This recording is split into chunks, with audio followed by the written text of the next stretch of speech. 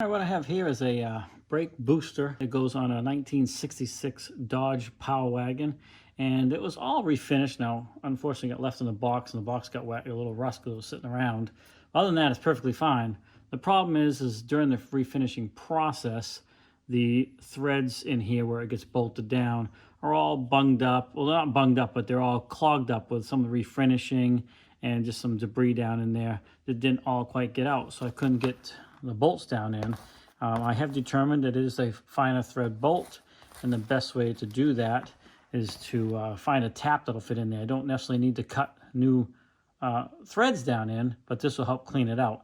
And also by doing that, I determined the size of the bolt as well, because it has the information on the tap. Hey, if you like my videos, make sure you take a minute to hit that like button. I really appreciate it. It helps out a lot, and it's very easy for you to do. And of course, subscribe. We're doing a lot of stuff on different tools, but this is a tap, and it's part of a tap and die set.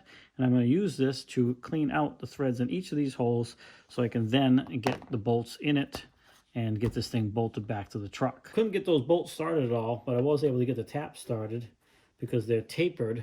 So it allows you to kind of get going down in there a little bit. And then once you get in there, it's going to cut all that grime out of those threads and these little, I guess we'll call them flutes, but they're little areas for the debris to kind of settle in so it doesn't mess up your threads going down in.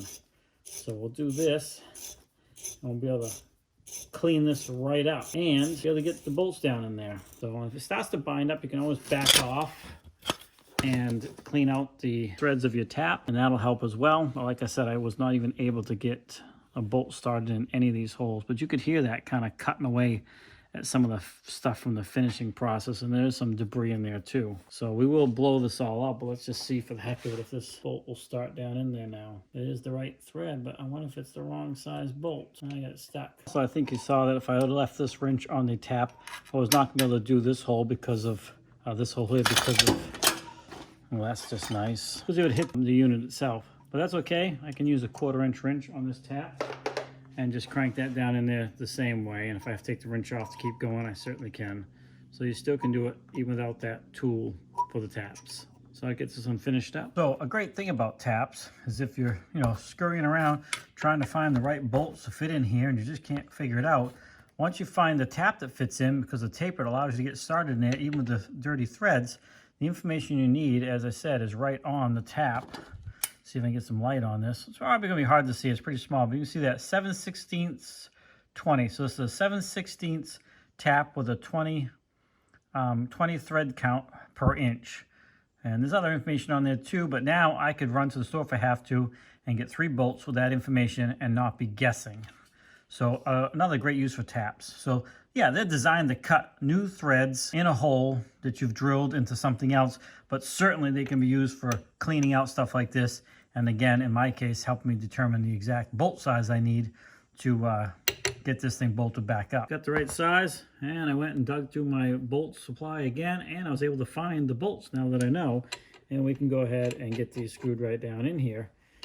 We'll get some lock washers on it and then get this thing mounted back to the truck. So there you have it. That's super handy.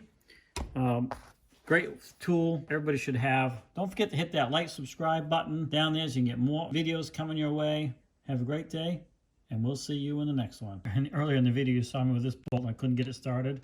Well, make sure you pay attention. This has a big L on it, and it's left-handed threads. That's why I wouldn't start. It's correct size, 7/16, 20 threads per inch, but left-handed. Make sure you get the right threads going the right way.